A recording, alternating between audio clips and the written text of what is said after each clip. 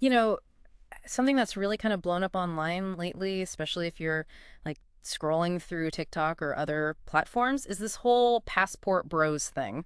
Hmm. It's basically Western guys who are specifically looking for relationships, maybe even marriage, with women from, well, developing nations. And it's stirred up a lot of talk. A huge amount. And that's exactly what we want to really get into today. We're aiming for a proper deep dive here. We want to unpack the origins, where this came from, what actually motivates these guys, the criticisms, and there are quite a few, and sort of the bigger picture implications, Right. especially in terms of like modern dating and globalization. Mm. We've pulled together quite a range of sources, academic papers, news report, but also, personal stories from forums online, trying to get a really full picture. Yeah, because it's definitely not straightforward, is it? You've got guys who say, look, I'm just trying to find happiness, find someone compatible, maybe in a different cultural setting. Sure. But then you have this really strong counter argument raising pretty serious ethical flags, talking about potential exploitation, power imbalances. It gets complicated fast. It really does. So to get our heads around it, let's start from the start. Where did this passport bros idea actually begin? How did it bubble up? Well, the way we see it now, it seems to have its roots in online discussions, Hmm. probably starting back in the early 2010s. Initially, a lot of the chat was centered around the experiences of African American men, specifically, Oh, interesting. yeah, sharing their views on dating outside the U.S. But over time, that conversation really widened out. Now it includes men from all sorts of backgrounds, different races, different economic situations, different Western countries, really. So it evolved quite a bit. It wasn't always this broad term we hear now. Hmm. Now, thinking about those early online spaces, sometimes the name Dariush Valizada comes up. Rushvi. Ah, yes, Rusfi. Maybe not directly tied to the current Passport Bros label, but his early stuff, writing about experiences with women overseas, it touches on some similar themes, doesn't it? That's a really good point to bring up. Back in the late 2000s, early 2010s, Rush V got a lot of attention, or maybe notoriety, for his blog and his books. He wrote very explicitly about his sexual encounters in different countries. Right, the Bang books. Bang Poland, Bang Colombia. Exactly. And Don't Bang Denmark, which is, well, telling in itself. His focus was heavily on short-term encounters, using what many saw as manipulative pickup tactics. But his writing did touch on this idea of different dating dynamics abroad, perceived opportunities for Western men, themes that, yeah, in a different way, might resonate with some passport bros later on. Even though the goal seems different long term versus short term. Precisely. And it's also interesting, Rushdie himself was actually quite critical of the men's rights movement. He called them, I think the quote was, antisocial, bitter virgins, because he felt they focused too much on demanding rights from society instead of, changing their own approach. Hmm. So while he was definitely an early voice online, talking about men traveling and meeting women internationally, his whole angle on casual sex and his specific views kind of set him apart from the stated goals of many passport bros today who claim they're looking for serious relationships for marriage. Okay, that makes sense. So we've got the origins sketched out. Now let's really get into the meat of it. What's actually driving this? What are the core reasons someone embraces that passport bro identity and actively decides, I'm looking overseas for a partner? I think the number one thing, the most consistent motivation you see mentioned across all the sources is this really deep sense of disillusionment with dating culture in the West. Okay.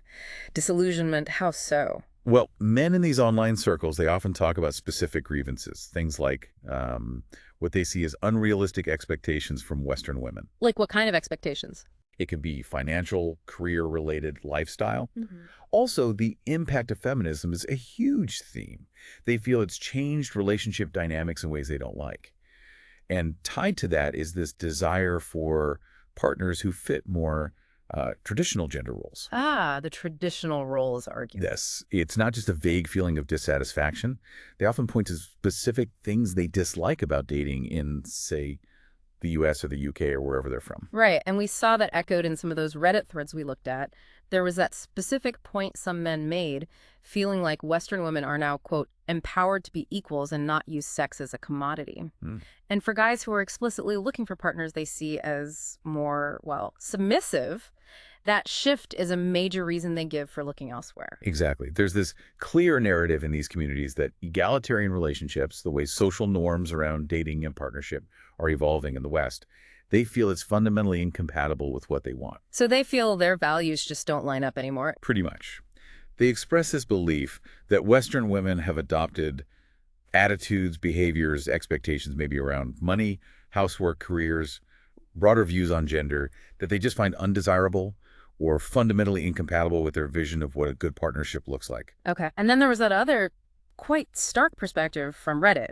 The one suggesting that Western women, maybe in terms of education, career, health, even managing a household, are often performing better, setting higher standards. Yes, that was a particularly pointed take. And the argument that follows is pretty blunt, that some Western men who feel they've, quote, fallen behind on those metrics are basically looking for what they perceive as an easier option overseas, where they think the bar might be lower. It's a pretty harsh way of putting it. It is harsh, and it really points to a potentially problematic dynamic, doesn't it? Because that perspective often seems to sidestep any kind of self-reflection from the men themselves. Right. It puts all the blame externally. Exactly. It externalizes the reasons for their dating struggles onto Western women as a group. It feeds this narrative where the problem isn't their own approach or maybe their own shortcomings, but the dating pool itself in their home country.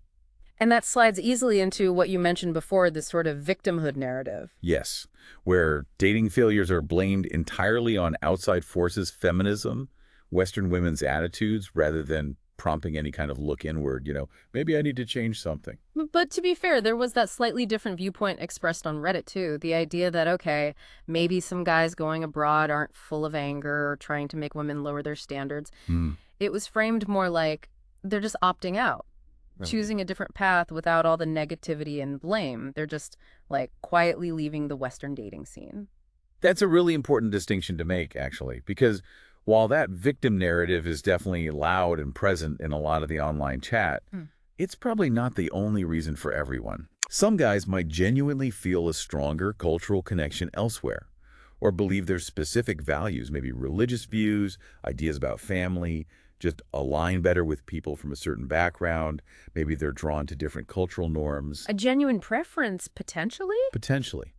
But, and this is the critical thing, even if resentment towards Western women isn't the main driver, that potential for power imbalances stemming from big economic or social differences between countries, that remains a massive ethical issue. Right. The power dynamic doesn't just disappear. No.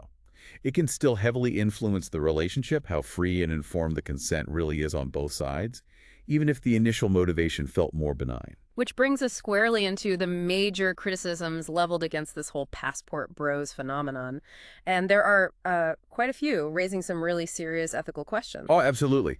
The criticisms are significant, and they often zero in on that very real potential for exploitation. Probably the biggest one is exploiting those economic gaps we just mentioned. The wealth difference. Yeah, the power imbalance between men, often from wealthier Western nations, and women in developing countries where wages and opportunities can be drastically lower.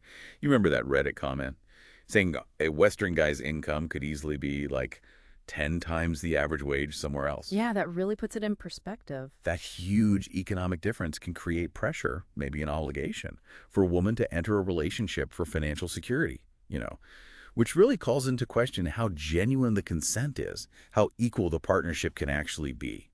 That economic reality just casts a long shadow, doesn't it? It makes you question the whole foundation if one person has that much financial leverage, even if it's not explicit coercion. Exactly.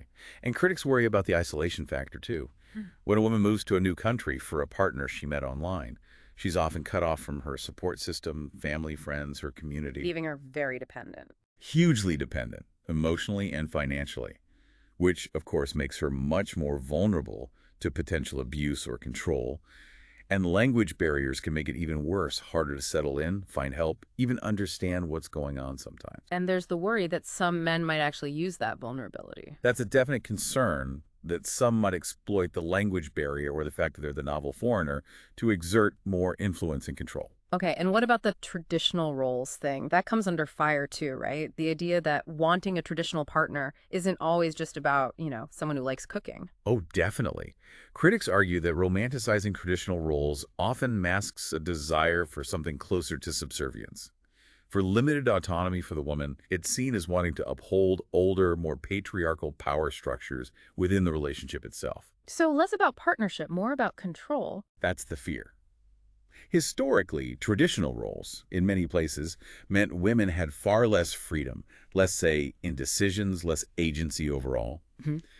The criticism is that some passport bros aren't really looking for an equal partnership with just a different division of labor based on agreement. Hmm. They might be seeking a dynamic where they are inherently the dominant one, where the partner is expected to be, well, deferential.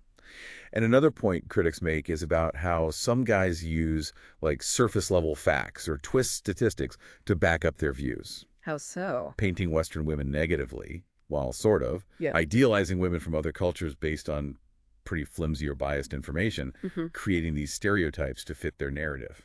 And the online communities themselves, the forums and groups where these guys connect, they often end up making the whole thing look worse, don't they? Because of the stuff that gets said there. Ironically, yes. Yeah. While they're meant for support, they often become breeding grounds for really toxic behavior. Mm. You see racist comments, misogynistic attitudes, sometimes openly exploitative statements being shared, and unfortunately sometimes even encouraged. Which then gets seen by everyone else. Exactly. These platforms can become echo chambers where negative stereotypes about Western women just get amplified and really harmful ideas about gender and relationships get reinforced. And because it's online, it's documented. It fuels that negative public perception, leading to passport bros being seen as, social outcasts linked to these really problematic views. Like that Reddit thread calling them shameless homosexuals. That's pretty harsh language. It is. And it really hits on that accusation that for some, it's not about love, it's about getting free housing and easy sex by leveraging their position in potentially exploitative ways. Yeah, that cuts deep. And it connects to another big criticism. The suspicion that maybe, for some men, the main goal is just sex. Quick, easy sex, based on this assumption that women in poorer countries might be more desperate or vulnerable, which gets dangerously close to, well, sex tourism. It's a very fine line and ethically a very important one. When the focus shifts from building a genuine connection, mutual respect, shared values, emotional intimacy, to something transactional, where one person feels they're using their economic advantage for sexual access, Hmm. that's deeply concerning. It screams exploitation. And there was that other point on Reddit basically saying, look, if you can't find anyone in your own country, maybe the problem is you. Right. And women elsewhere aren't necessarily going to be interested either unless you actually address your own issues. It pushes back against that idea of finding an easy fix overseas. It does. It emphasizes self-reflection rather than just blaming the environment. And it challenges the assumption that women in other countries somehow have lower standards or are just waiting for a Western man, regardless of his personality or behavior. And then we saw that feminist perspective on Reddit, the one using the phrase, letting the trash take itself out. It's blunt, for sure. Very blunt. And probably lacks a lot of nuance. But it does capture a certain sentiment you hear from some women in Western countries. Sort of a relief, maybe.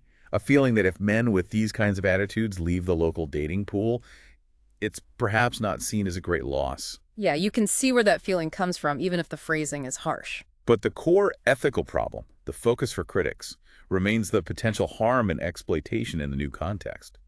That danger of the economic advantage leading to predatory behavior is very real. When a woman is isolated, financially dependent, possibly facing language barriers, the power dynamic is just tilted so heavily, making her incredibly vulnerable to abuse. Okay, but we do need to acknowledge the counterargument, right? That women in these countries aren't just helpless victims. They have agency. They make choices. Absolutely. Vital point. We absolutely cannot paint women in developing nations with one brush, as if they lack independence or the ability to decide things for themselves. They are individuals with agency. But the critical question remains, how truly free and informed are those choices when the power imbalances are so significant? Can consent really be fully voluntary without any undue influence when one person holds so much more economic power, social capital, maybe even legal standing in the new country? It's the context, isn't it? Exactly. Poverty, lack of opportunity, these things undeniably limit options. An offer that promises financial security might look very appealing, even if other parts of the relationship are potentially problematic or not ideal. The desperation factor can't be ignored. It reminds me of that uncomfortable analogy from Reddit, the rich older person buying a young spouse from a poor country. Even if the younger person says yes, the exploitation of that economic desperation just feels ethically wrong. It makes you question the whole basis of the consent. Precisely. And the worry is that some guys might be specifically targeting women in vulnerable situations, maybe misrepresenting their own finances or their intentions. promising a better life, but planning to be manipulative or abusive. Which leads back to that blurring line with sex tourism. Yes, it raises the grim possibility that some passport bro activity is essentially sex tourism, dressed up as relationship seeking, using the promise of a relationship to gain access under false pretenses. And then there was that really extreme story from Reddit, the one about the guy in Thailand supposedly wanting to impregnate women to create an army of incels. Oh, yes, that one. I mean, the whole debate about whether the picture was a COVID test or a pregnancy test almost doesn't matter next to how horrifying the intention itself is if it's true. Exactly. Whether that specific anecdote is factually accurate or not, it serves as a really chilling example of the absolute worst, most extreme end of the ideology that can fester in some corners of these online communities. Yeah. The sheer awfulness of even contemplating exploiting vulnerable people for such a hateful, misogynistic goal is deeply disturbing. It highlights the potential dangers lurking within these online spaces. Okay, so we've covered motivations, the heavy criticisms. Let's focus now specifically on the role of the online communities themselves in all this. How central are they? Oh, they're fundamental. You probably wouldn't have the passport bro phenomenon as we know it without these online platforms. They act as incubators. Incubators for the ideology. Yeah. They provide these dedicated spaces where men who feel alienated by Western dating can find validation. They share stories often focusing on negative experiences, back home exchange tips, strategies, some of which, as we've said, can be ethically dubious or worse. And crucially, they build this sense of shared identity around seeking relationships abroad. But as we keep coming back to, these same spaces often end up damaging the reputation of everyone involved because of the toxic stuff that gets documented there. It's a paradox, isn't it? The very platforms that build the community also contribute heavily to the negative image, the anonymity, the echo chamber effect, the lack of real-world consequences. It can create an environment where, frankly, awful things get said. Negative stereotypes about women, both Western and foreign, get amplified.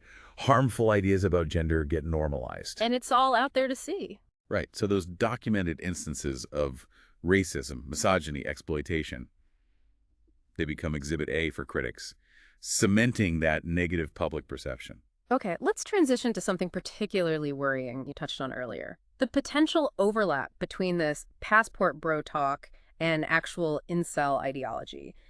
Involuntary celibates. That feels like a really dark turn. It is a deeply concerning aspect, yes. There's a potential overlap in the rhetoric and some of the underlying beliefs. Both groups, or at least elements within them, can display significant misogyny, this strong sense of victimhood, blaming women for their lack of success, and often a feeling of entitlement, especially entitlement to sex or relationships. And you mentioned that specific Reddit post linking a guy in Thailand to incel beliefs. Yes, that was a particularly jarring example suggesting a direct connection, which is frankly quite chilling to think about. It is, and it's kind of ironic maybe, thinking back to Roosh V criticizing incels himself as antisocial, bitter virgins.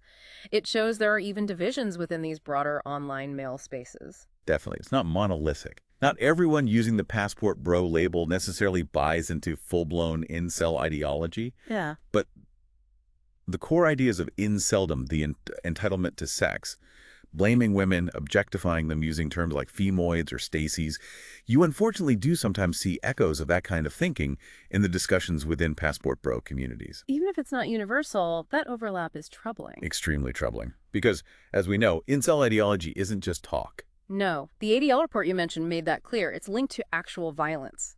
Horrific acts, like that teenager in the UK convicted of terror offenses, or Gabrielle Friel in Scotland, influenced by Elliot Rodger. Exactly. It's a stark, terrifying reminder that these online belief systems, particularly those steeped in misogyny and resentment, can have devastating real-world consequences. While we absolutely shouldn't paint all passport bros with the incel brush, the fact that these ideologies can coexist and potentially influence each other within the same online sphere is a serious red flag. Okay, let's shift perspective a bit and look at the history. This whole thing often gets compared to the older mail-order bride phenomenon, which has its own troubled past. What are the main connections there? The parallels are really strong and quite telling. Both phenomena involve men from wealthier nations seeking wives from typically developing countries. So right away, you have that inherent power dynamic based on economic and social differences. Same basic setup. Pretty much. Mhm. That study we looked at about South Korean men marrying foreign brides, their motivations sounded very familiar. They perceived foreign women as less focused on money, potentially more submissive, fitting traditional roles, maybe less hassle with in-laws. A lot of the same justifications you hear from some passport bros today. And the mail-order bride industry itself has faced scrutiny for years over exploitation and abuse concerns, right? Oh, absolutely. There's a ton of research on it, especially looking at women from places like the Philippines or Russia coming to the U.S. Yeah. Researchers have dug into why women make that choice, leaving home, family, everything for these marriages. And a huge concern has always been, are they getting the full picture beforehand? Do they know what they're really getting into? Exactly. That SUNY repository excerpt highlighted the documented risks, exploitation, abuse, and that legal case against Encounters International, where the agency didn't properly warn a bride about abuse risks in the U.S. That really shows the dangers. It's serious enough that the Philippines actually banned agencies facilitating these kinds of marriages. Wow, they banned them outright. Yeah, trying to protect their citizens, because the vulnerability to domestic violence in these cross-border marriages is a major, major concern. Why is it so much higher? The isolation. Isolation is a huge part of it, as that Universe PG excerpt detailed. Abusers might deliberately restrict their wife's movements, Yeah. control all the money, block contact with family and friends back home, leaving her completely alone and dependent, utterly trapped. Plus, there's often immense pressure to please the husband, the in-laws, and the constant fear of deportation if the marriage fails. It silences women. They feel they can't seek help, even if the abuse is severe. The examples given of controlling behavior, different types of abuse, it paints a really grim picture of what can happen. It sounds like a cycle of dependence and fear that would be incredibly hard to break out of, especially in a foreign country with no support system. Precisely. And again, while individuals always have agency, the systemic power imbalances in many of these relationships, economic, social, legal, create this well-documented heightened risk of exploitation, manipulation, and abuse. It's baked into the situation for many. Okay.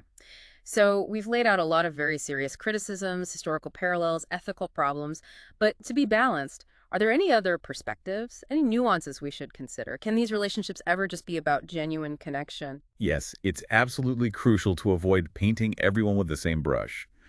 Human relationships are messy and complicated. While all the criticisms we've discussed are serious and based on evidence and real experiences, it's certainly possible that some individuals going overseas genuinely are looking for love and connection. And find it. And that some of these relationships do work out well, are healthy and fulfilling for both people. Remember that Reddit anecdote about the user's brother? Seemingly happy relationship with a woman from Peru. It suggests it's not always exploitative. Right, that human element. And cultures are different. What one culture values in a partner might not be the same somewhere else. Maybe it's just about finding a better fit sometimes. That's entirely possible. Cultural compatibility, shared values about family or life, individual preferences, these obviously matter in any relationship, cross-border or not. Someone might genuinely feel their personality or desires just align better with norms from a different culture. Or just wanting a fresh start. That too. Escaping past baggage, maybe societal pressures back home, that could be a motivator. Though, again, even that desire for a fresh start can become problematic if it involves leveraging power imbalances in the new place. The potential for exploitation doesn't just vanish because the initial intention felt benign. Okay. So as we kind of wrap up this deep dive, it's crystal clear that this passport bros thing is, well, it's incredibly complex. Lots of layers, lots of serious ethical shadows hanging over it. Definitely. Looking across all these sources, you see these recurring themes just pop up again and again. Yeah. The power imbalances, the very real potential for exploitation, economic, social, and the undeniable, often troubling influence of these online ideologies, which can range from just personal dissatisfaction right through to outright misogyny, even touching on extremism. Yeah, we've heard the whole spectrum, from the guys trying to justify it as just seeking happiness, to these really sharp critiques from feminists, academics, people online raising red flags about the ethics. It really covers a lot of ground. So ultimately, this deep dive kind of leaves us, and hopefully leaves you, listening, with a pretty big question to chew on, doesn't it? I think so. When you think about the history here, like with mail-order brides, and you see the ongoing potential for both genuine connection and real harm in our super-connected world, what's our responsibility as individuals, as societies, even the online platforms themselves? How do we encourage ethical, fair partnerships across borders in this digital age? It's a huge question. It forces you to think about where individual motivations end and where these bigger systemic issues like global inequality, power dynamics begin. Yeah. Where does personal choice bump up against ethical responsibility? Yeah. Definitely something to keep thinking about long after this conversation ends.